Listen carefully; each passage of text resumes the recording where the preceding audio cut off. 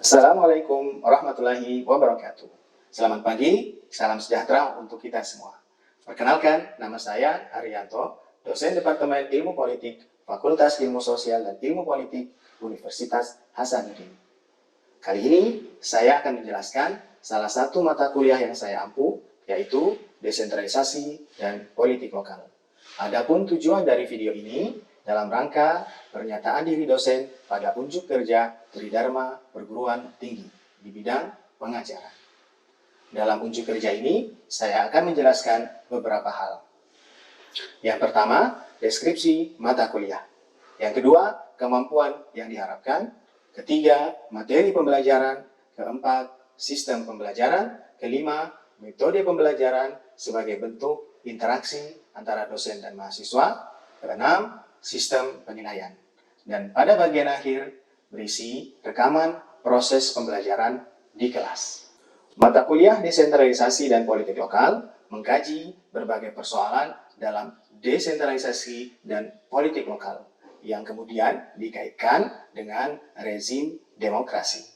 Mata kuliah ini membahas konsep, teori, dan dinamika dalam desentralisasi dan politik lokal.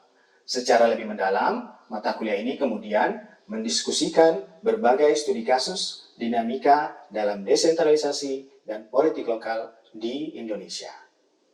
Selanjutnya, capaian pembelajaran lulusan yang dibebankan dalam mata kuliah ini adalah mampu mendemonstrasikan pengetahuan yang komprehensif terhadap sistem politik dan seluruh komponennya. Oleh karena itu, kemampuan yang diharapkan dari mata kuliah ini terdiri dari 2 CPMK atau capaian pembelajaran mata kuliah. CPMK 1, mahasiswa mampu memahami teori dan konsep dasar dalam desentralisasi dan politik lokal. Kemudian yang kedua, mahasiswa mampu menganalisis dinamika desentralisasi, politik lokal, dan berbagai kasus di Indonesia. Dari kedua CPMK tersebut, kemudian dibagi ke dalam 5 sub CPMK. Untuk CPMK 1 terdiri dari 3 sub CPMK. Pertama, mahasiswa mampu memahami cakupan dalam desentralisasi dan politik lokal. Yang kedua, mahasiswa mampu memahami konsep dasar politik lokal. Dan yang ketiga, mahasiswa mampu memahami teori desentralisasi. Adapun untuk sub CPMK 2, yang pertama adalah mahasiswa mampu memahami dinamika desentralisasi dan politik lokal. Yang kedua, mahasiswa mampu menganalisis berbagai kasus dalam desentralisasi dan politik lokal di Indonesia. Kemudian, dari sub CPMK tersebut, mata kuliah ini kemudian menyusun 5 materi pembelajaran utama. Yang pertama adalah cakupan desentralisasi dan politik lokal. Yang kedua, konsep dasar politik lokal. Yang ketiga, teori desentralisasi yang akan membahas 3 bagian. Yang pertama, definisi dan konsepnya. Yang kedua, perbandingan dengan sentralisasi dan federasi. Dan yang ketiga, pendekatan dan perkembangannya. Kemudian materi pembelajaran keempat membahas terkait dengan dinamika desentralisasi dan politik lokal, di mana materi pembelajaran pada bagian keempat ini dibagi dalam 5 pembahasan utama. Yang pertama, mengenai demokrasi lokal, seperti misalnya dinamika patronase dan klientelisme. Yang kedua, oligarki lokal, yang membahas mengenai orang kuat lokal, bos lokal, klan, atau dinasti politik. Yang ketiga, mengenai politik etnisitas. Yang keempat, politik kota. Yang kelima, politik desa. Kemudian materi pembelajaran kelima membahas terkait dengan berbagai studi kasus yang terjadi di Indonesia, di mana studi kasus yang dipilih ada 4 bagian utama. Pertama, mengenai otonomi daerah, kemudian mengenai pemilihan kepala daerah atau pilkada, yang ketiga mengenai oligarki lokal, dan yang terakhir mengenai urban village governance. Di Universitas Hasanuddin, setelah pandemi COVID-19, perkuliahan kemudian ditetapkan secara tatap muka di dalam kelas atau luring. Tetapi, selain daripada tatap muka tersebut, sistem pembelajaran juga akan menggunakan Learning Management System atau di Unhas disebut sebagai Sikola. Sikola membantu mahasiswa untuk belajar mandiri, misalnya melihat alur pembelajaran setiap pekannya, mengunduh sumber-sumber materi perkuliahan, mengumpulkan tugas, dan lain sebagainya. Secara prinsip, interaksi dosen dan mahasiswa di mata kuliah ini menggunakan pendekatan pembelajaran yang menempatkan mahasiswa atau peserta didik sebagai pusat dari proses belajar mengajar, atau biasa disebut sebagai student-centered learning. Dengan menggunakan pendekatan student-centered learning ini akan mengembangkan minat, motivasi, dan kemampuan mahasiswa menjadi lebih aktif dan kritis, serta bertanggung jawab terhadap proses belajarnya sendiri. Adapun beberapa metode pembelajaran yang saya gunakan antara lain sebagai berikut. Pertama, kegiatan proses belajar di kelas yang terdiri dari 3 metode. Yang pertama, ceramah atau lecture, di mana saya menyampaikan materi dan mahasiswa kemudian memberikan tanggapan. Yang kedua, small group discussion, berupa kegiatan belajar yang dilakukan dalam kelompok kecil yang difasilitasi oleh saya setelah penyampaian materi atas topik tertentu. Yang ketiga, seminar, di mana mahasiswa tampil di kelas untuk menjelaskan penguasaannya atas materi tertentu atau hasil analisis makalah kelompoknya. Metode pembelajaran kedua adalah kegiatan penugasan terstruktur, di mana terdiri dari 2 metode, yaitu case study yang merupakan pembelajaran partisipatif berbasis diskusi atas sebuah kasus yang berdasarkan analisis dan disajikan dalam bentuk makalah kelompok. Yang kedua, cooperative learning, di mana saya memberikan tugas kepada mahasiswa dalam sebuah kelompok yang hasilnya kemudian akan dipresentasikan pada kelompok lain di dalam kelas. Metode pembelajaran ketiga adalah kegiatan mandiri, di mana mahasiswa diberikan tugas secara mandiri untuk merangkum sebuah sumber pustaka. Sistem penilaian juga perlu saya jelaskan di sini, karena sebagai panduan bagi saya sebagai dosen untuk melakukan penilaian yang konsisten dan dapat dipertanggungjawabkan terhadap mutu pekerjaan mahasiswa. Dalam mata kuliah desentralisasi dan politik lokal memiliki beberapa kriteria yang digunakan untuk menilai kinerja dari suatu pekerjaan atau tugas tertentu oleh individu atau kelompok mahasiswa, serta menyediakan lebih detail tingkat capaiannya. Sistem penilaian ini terdapat dalam RPS dan disampaikan pada pertemuan pertama perkuliahan sebagai bagian dari kontrak perkuliahan. Seperti yang sudah saya sebutkan sebelumnya, mata kuliah ini terdiri dari 5 sub CPMK, di mana masing-masing sub CPMK tersebut memiliki indikator, kriteria, dan bentuk penilaian yang berbeda, termasuk juga bobot penilaian. Sebagai contoh misalnya, pada sub CPMK 5, indikator penilaian adalah ketepatan dalam menjelaskan desentralisasi dan politik lokal di Indonesia dengan membandingkan berbagai kasus. Yang kedua, penguasaan materi dan keaktifan dalam diskusi. Kedua indikator ini adalah dasar saya kemudian menilai bagaimana kemampuan mahasiswa dalam setiap pertemuan.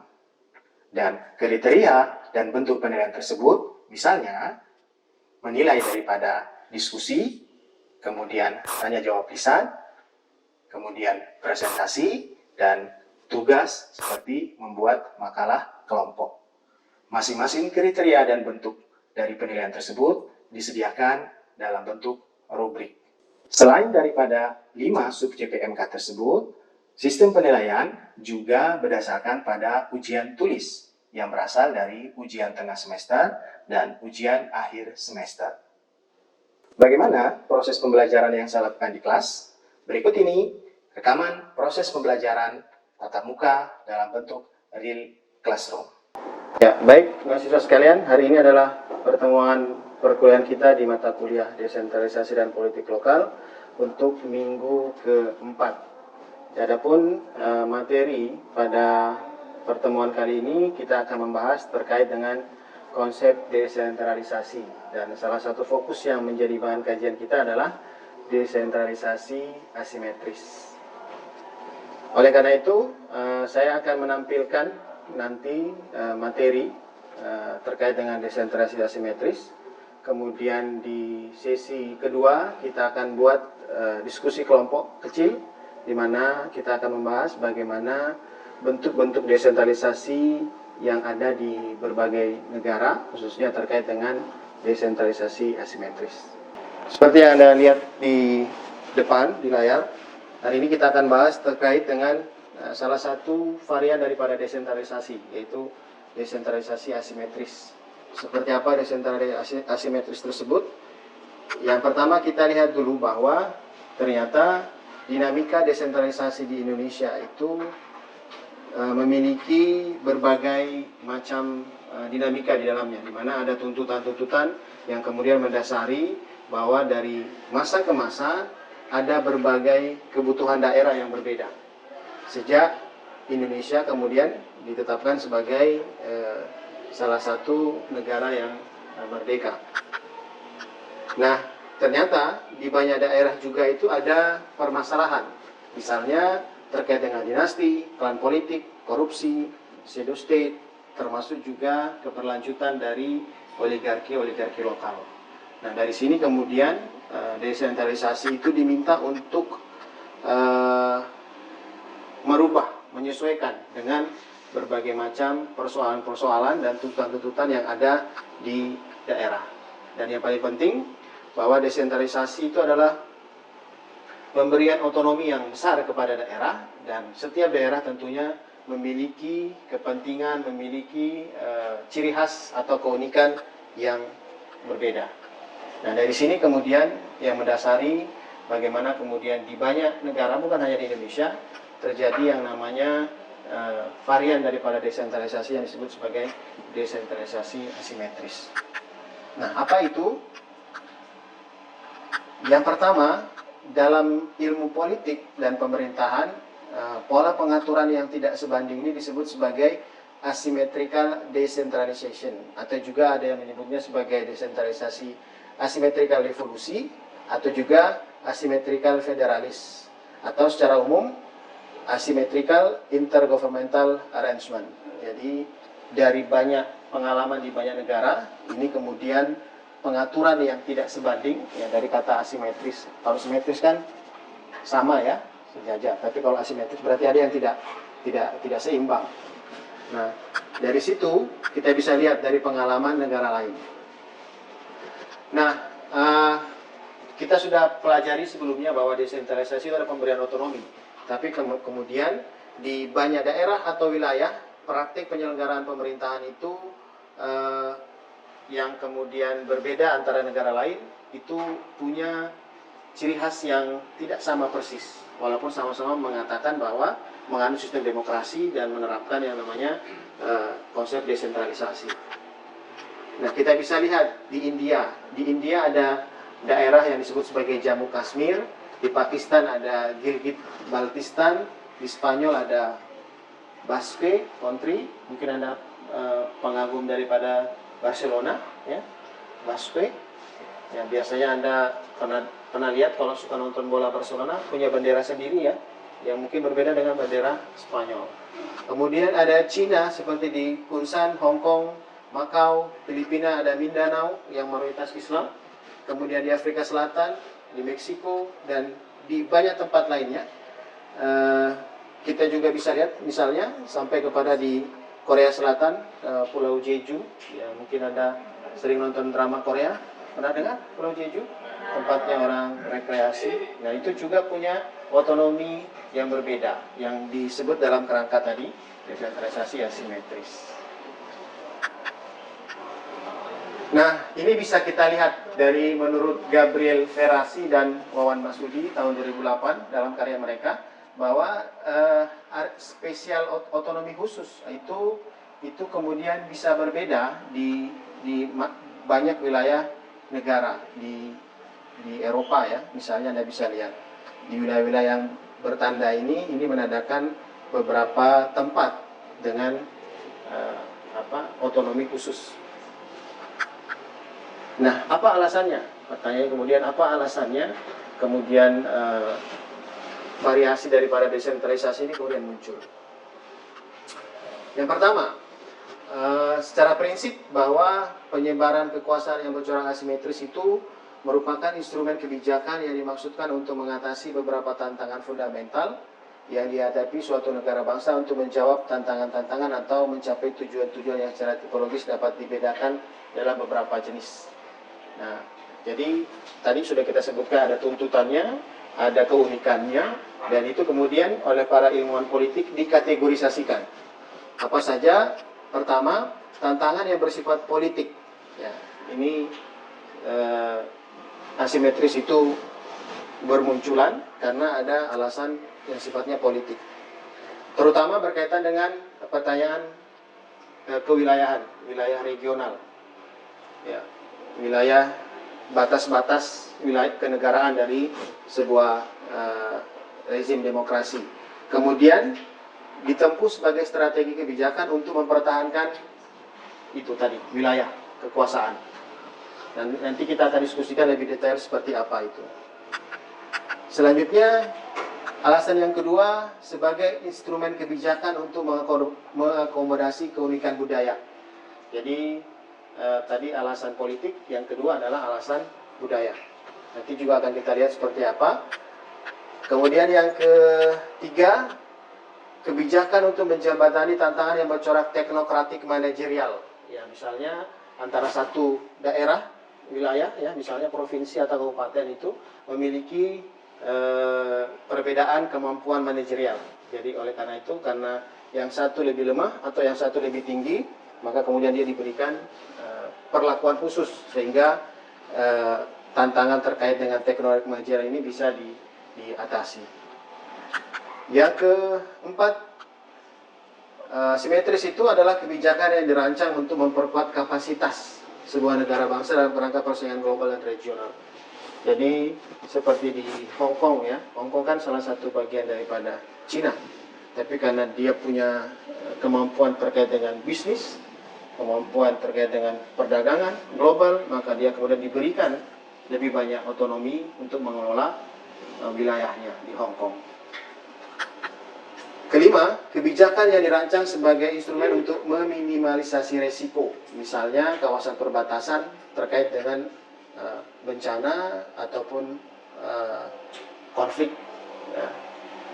Jadi karena dia daerah perbatasan misalnya antara Indonesia dan Malaysia, ya dia diberikan sedikit otonomi untuk mengelola keterbatasan-keterbatasan yang dimilikinya.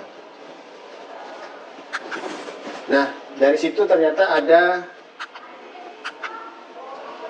5 tipologi asimetris. Ya kan? 1, 2, 3, 4, 5. Yang pertama itu adalah mencegah disintegrasi. Tadi terkait dengan batas-batas kewilayahan.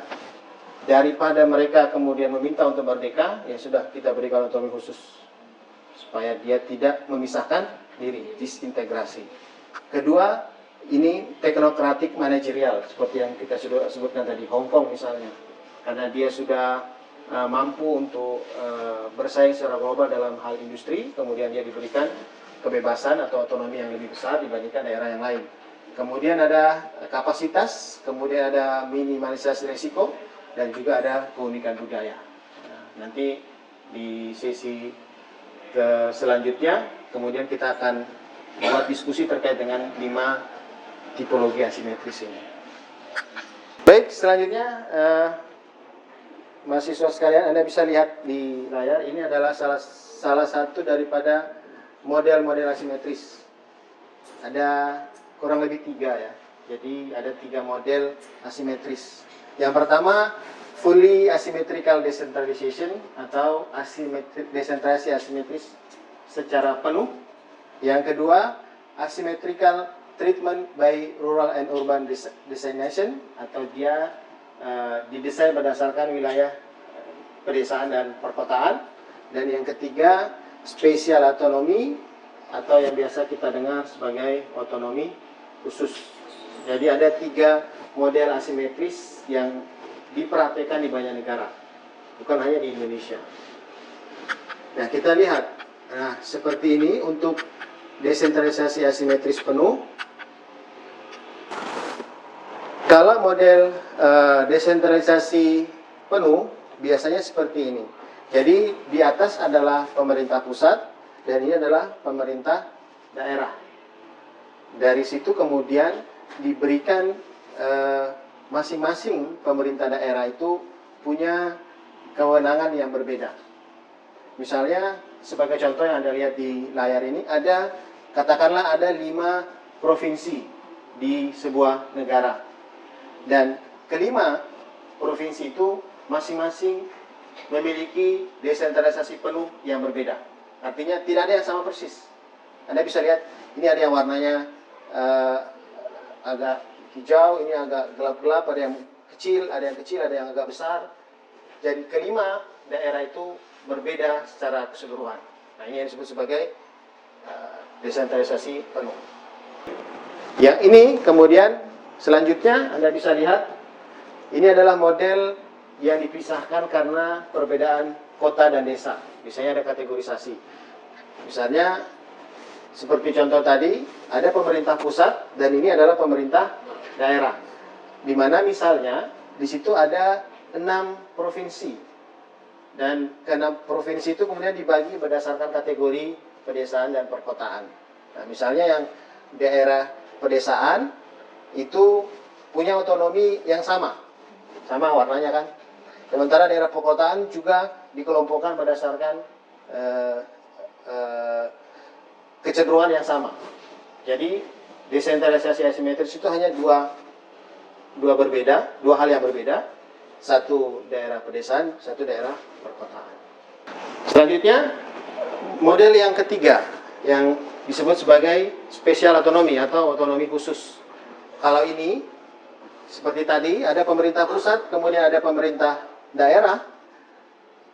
Yang lain provinsi, misalnya di sini ada 6, yang 4 ini itu seperti desentralisasi yang umum, yang reguler, ya, tidak ada semuanya sama. Tapi kemudian ada 2 provinsi yang punya otonomi khusus. Dia berbeda dari yang kebanyakan. Yang mana disebut otonomi khusus? Yang 2 provinsi itu, misalnya ya. Nah, ini bisa kita lihat nanti misalnya di Indonesia. Provinsi Sulawesi, Jawa, semuanya sama dalam hal otonomi. Tapi kemudian ada wilayah yang khusus antara Aceh dan Papua sebagai otonomi khusus. Berbeda-beda.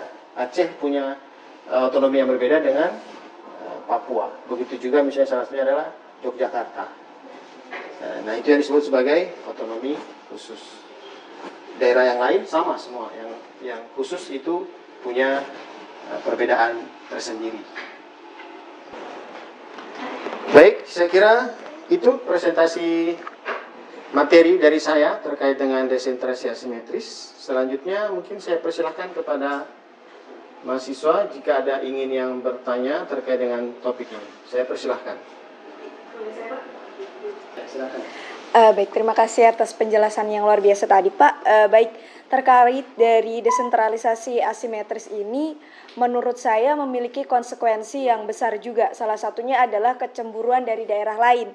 Apalagi di daerah Indonesia ini kan banyak provinsi yang memiliki juga. Mungkin mereka memiliki pandangan yang saya juga memiliki keistimewaan, tetapi kenapa tidak diberikan hak otonomi khusus begitu. Katakanlah Bali yang santer beritanya itu juga meminta agar diberikan hak otonomi khusus dari desentralisasi asimetris, tetapi sama pemerintah Indonesia ditolak. Nah, pertanyaan saya ini Pak, apakah desentralisasi asimetris ini betul dan relevan untuk diselenggarakan di suatu negara yang multikultural seperti Indonesia ini begitu? Kemudian apa solusi yang pas apabila terjadi kecemburuan daerah lain seperti case yang saya sampaikan tadi? Terima kasih. Terima kasih Mona, saya kira pertanyaannya sangat menarik ya, terkait dengan bagaimana jika negara itu plural dari segi budaya ya, dari setiap macam wilayah ataupun daerah desentralisasi itu punya keunikan yang berbeda dengan yang lain.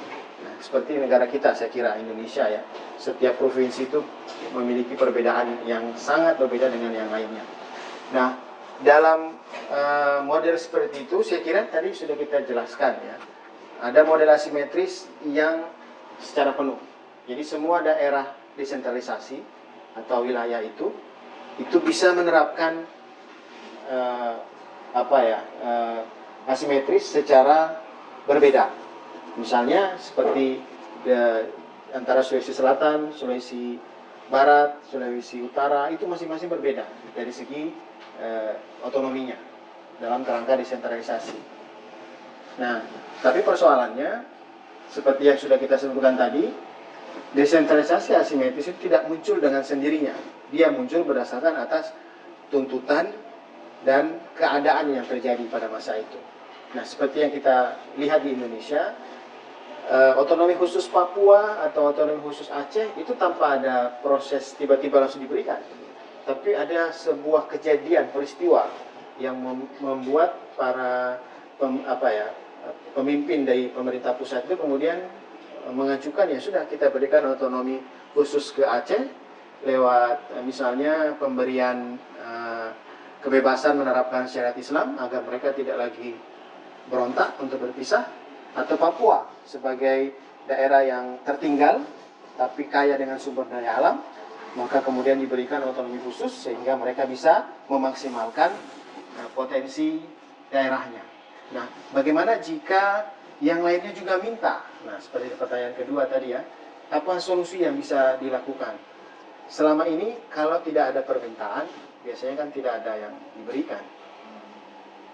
Naluri daripada pemerintah pusat itu kan selalu ingin mendominasi ya. Nanti ada daerah menuntut, kemudian baru dia memberikan. Tapi selama itu bisa diminimalisasi, maka kemudian pemberian otonomi khusus seperti Aceh dan Papua itu mungkin akan coba dihindari. Karena kita tahu ya, otonomi khusus itu kan ada pemberian otonomi dari segi keuangan yang kemudian memberikan keleluasaan yang lebih besar kepada daerah otonomi. Jadi intinya itu bahwa asimetris itu muncul berdasarkan tuntutan. Selama tidak ada tuntutan, kemungkinan pemerintah pusat itu lebih cenderung untuk menyeragamkan desentralisasinya, karena dia lebih mudah untuk mengendalikan, mengatur, dan lain sebagainya. Tapi jika melihat potensi yang ada, maka itu bisa saja dia berubah, memberikan otonomi tertentu yang sifatnya asimetris di masing-masing wilayah kekuasaan dari negara itu.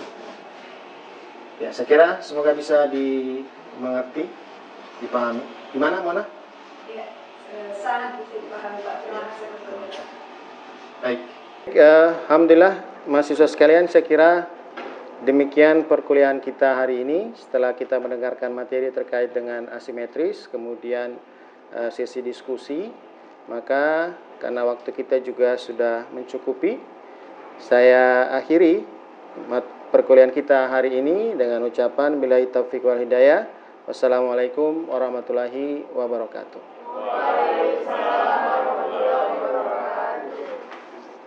Demikian PDD UKTPT saya di bidang pengajaran. Semoga apa yang saya sampaikan ini bermanfaat.